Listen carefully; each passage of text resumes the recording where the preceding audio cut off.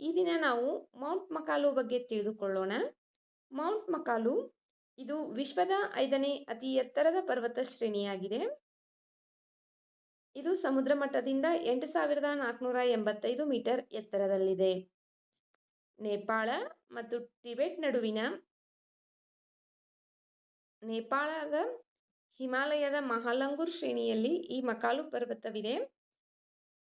ಇತ್ತೀಚೆಗೆ Indo Tibetan border police ITBP ಈ ಮಕಾಲು ಪರ್ವತ ಶ್ರೇಣಿಯನ್ನು ಯಶಸ್ವಿಯಾಗಿ ಏರಿದೆ ಎಂದು ಚೀನಾದ ಗಡಿ ಕಾವಲು ಪಡೆ ತಿಳಿಸಿದೆ. ಆದ್ದರಿಂದ ಇದು ಸುದ್ದಿಯಲ್ಲಿದೆ. ಮಕಾಲು ಇದು ಮೌಂಟ್ ಎವರೆಸ್ಟ್ನ ಆಗ್ನೇಯಕ್ಕೆ 14 ಮೈಲುಗಳ ದೂರದಲ್ಲಿದೆ. ಈ ಪರ್ವತವು ಮಕಾಲು ಬರುನ್ ರಾಷ್ಟ್ರೀಯ ಉದ್ಯಾನವನದಲ್ಲಿದೆ ಮತ್ತು 4 ಚೂಪಾದ ರೇಖೆಗಳನ್ನು ಹೊಂದಿರುವ ಪರಿಪೂರ್ಣ ಪಿರಮಿಡ್ ಆಕಾರಕ್ಕೆ ಹೆಸರುವಾಸಿಯಾಗಿದೆ. ಮೌಂಟ್ ಮಕಾಲು ತಳದಲ್ಲಿ ಬರುನ್ ಕಣಿವೆ ಇದೆ.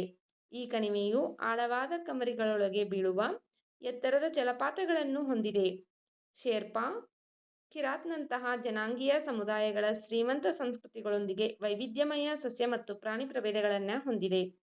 ಮಕಾಲು ಪರ್ವತವು ಕಡಿದಾದ ಇಳಿಜಾರುಗಳನ್ನು ಹೊಂದಿರುವುದರಿಂದ ಇದನ್ನು ಏರುವುದು ಕಷ್ಟಕರವಾಗಿರುತ್ತದೆ.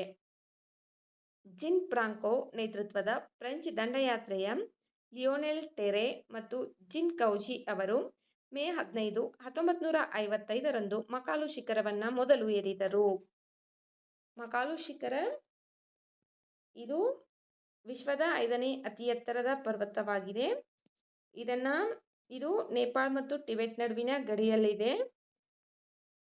ಇದನ್ನು ಇತ್ತೀಚೆಗೆ ITBP Indo Tibetan border police ಅವರು ಏರಿದಾರ. ಆದ್ದರಿಂದ ಇದು ಸುದ್ದಿಯೊಳಗೈತಿ. First time 1955 May 15 Jean Franco ನೇತೃತ್ವದ ಫ್ರೆಂಚ್ ದಂಡಯಾತ್ರೆಯ ಲಿಯೋನೆಲ್ ಟೆರೆ ಮತ್ತು ಜಿನ್ ಕೌಜಿ ಅವರು ಈ ಶಿಖರವನ್ನು ಫಸ್ಟ್ ಟೈಮ್ ಏರಿದರು. ವಿಡಿಯೋ ನೋಡಿದ್ದಕ್ಕಾಗಿ ಧನ್ಯವಾದಗಳು. ವಿಡಿಯೋದಲ್ಲಿರುವ ಮಾಹಿತಿ ಉಪಯುಕ್ತವೆನಿಸಿದರೆ ವಿಡಿಯೋಗೆ ಒಂದು ಲೈಕ್ ಮಾಡಿ. ಮತ್ತಷ್ಟು ಮಾಹಿತಿಗಾಗಿ ನಮ್ಮ ಚಾನಲ್ನಲ್ಲಿರುವ ವಿಡಿಯೋಗಳನ್ನು ವೀಕ್ಷಿಸಿ. ಮುಂಬರುವ ವಿಡಿಯೋಗಳು ಮತ್ತು ಮಾಹಿತಿಗಾಗಿ ನಮ್ಮ ಚಾನಲನ್ನು ಉಚಿತವಾಗಿ ಸಬ್ಸ್ಕ್ರೈಬ್ ಮಾಡಿಕೊಳ್ಳಿ. ನಿಮ್ಮ ಅನಿಸಿಕೆ ಅಭಿಪ್ರಾಯಗಳನ್ನು ಕಮೆಂಟ್ ಮೂಲಕ ತಿಳಿಸಿ. Thank you.